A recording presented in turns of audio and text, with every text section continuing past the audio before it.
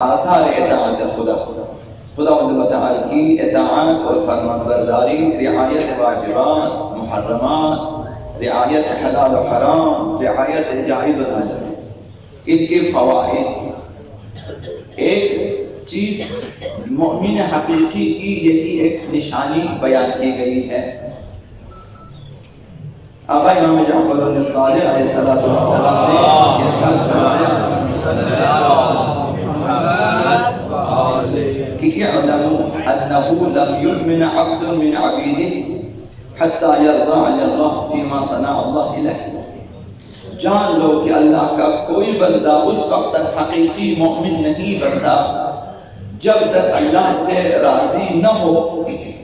جب تک اللہ کے احکامات پہ راضی نہ ہو، جو کچھ خداوند متعال اس کے لیے قرار دیا ہے اس پہ راضی نہ ہو، اس وقت تک مومن حقیقی نہیں بنتا۔ وہ اوامر، وہ نواہی، وہ واجبات، وہ حلال و حرام، ان پہ اگر راضی نہ ہو مومن حقیقی نہیں ہے اور قطعاً نہیں ہے۔ وَصَنَعَ بِهِ مَا أَحَبَّ وَكَرِهَ، خواہ خداوند متعال نے جو کچھ اس کے لیے احکامات قرار دیا،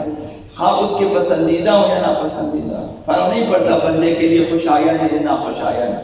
بندے کو اس پہ راضی ہونا چاہیے، چاہے مجھے پسند ہے یا نہیں، میں راضی ہوں اسی پہ۔ تو خدا متعال نے جو کچھ حلال قرار دیا ٹھیک ہے، جو کچھ میرے لیے حرام قرار دیا وہ بھی صحیح ہے، ٹھیک ہے، میں راضی ہوں اسی پہ۔ اب میرا جی لگتا ہے اس میں یا نہیں لگتا اس کی پرواہ نہ کرے۔ وَلَنْ يَصْنَعَ اللَّهُ بِمَنْ صَبَرَ وَرَضِيَ عَنِ اللَّهِ إِلَّا مَا هُوَ أَحْلُهُ، خداوند متعال کے لیے، ان کے لیے جو صبر کرتے ہیں اور اللہ سے راضی رہتے ہیں، ہرگز ایسی چیز مقرر نہیں فرماتا جو شائستہ نہ ہو۔ خداوند بندے کے لیے کوئی ایسی چیز قرار نہیں دیتا جو شائستہ نہ ہو۔ خیر له مما احب او کرہ،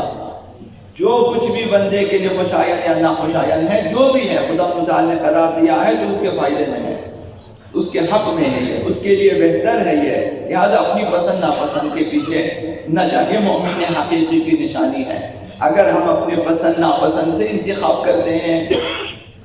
کہ مجھے یہ نماز پسند ہے وہ نہیں ہے، مجھے یہ پسند ہے مجھے وہ پسند نہیں ہے، وہ مومن حقیقی نہیں ہے، وہ صرف لفظی مومن ہے، ظاہری مومن ہے، دکھاوے کا مومن ہے، حقیقی نہیں ہے۔ اگر خداوند متعال بندے کے لیے نعمتیں، آسائشیں مقرر کرے جو کہ اس کے لیے خوشایند ہے، یا بندے کے لیے بلائیں مقرر کر دیں جو اس کے لیے ناخوشایند ہے، دونوں بندے کے حق میں بہتر ہے۔ آپ کو اگر اولاد کثرت سے دے تب بھی آپ کے لیے بہتر ہے، اگر آپ کو اولاد سے محروم رکھے یا کم دے تب بھی آپ کے لیے بہتر ہے، آپ کو اگر تخت سلیمان بھی دے وہ بھی آپ کے لیے بہتر ہے، اگر آپ کو جو ہے جیل کی صلاحیت میں خداوند متعال اپنی مرضی سے اگر ڈال دے مصائب و آزمائش کے طور پر تب بھی بہتر ہے۔ تو حضرت ایوب کے لیے مصائب ہیں، ان کے لیے بہتر ہے، حضرت سلیمان کے لیے، حضرت داؤد کے لیے حکومتیں دی ان کے لیے بہتر ہے۔ آقا امیر المؤمنین علی بن ابی طالب علیہ السلام فرماتے ہیں کہ ان عقدت ایمانک فرض المقضی علیک ولک، اگر تو نے ایمان کو مستحکم کیا ہے، مضبوط کر لیا ہے، تو پھر اللہ کے حکم پہ راضی ہو جاؤ، خواہ تمہاری طبیعت کے حساب سے تمہارے فائدے میں ہو یا تمہاری طبیعت کے حساب سے تمہارے لیے خسارے میں ہو، جو بھی ہے خدا ان متعال کے حکم پہ راضی۔ یہ ایمان کا تقاضا ہے، اپنے ایمان کو اس طرح سے آزمانا چاہیے کہ صبح اٹھنے کا حکم دیا ہے تو آپ اپنے آپ سے پوچھیں مجھے کیوں اس میں سستی آ رہی ہے، مجھے کیوں اس میں ناراحتی ہے، کیوں خدا کا حکم میں مجھے اٹھنا چاہیے۔ دوپہر کو مجھے نماز پڑھنے، بندہ اس میں اپنی مرضی چلاتا ہے، بھئی میں شام کو 5 بجے نماز پڑھوں گا، میں رات کو 12 بجے نماز پڑھوں گا، میں صبح 7 بجے نماز، مثلا اپنی مرضی، یہ یعنی راضی نہیں ہے۔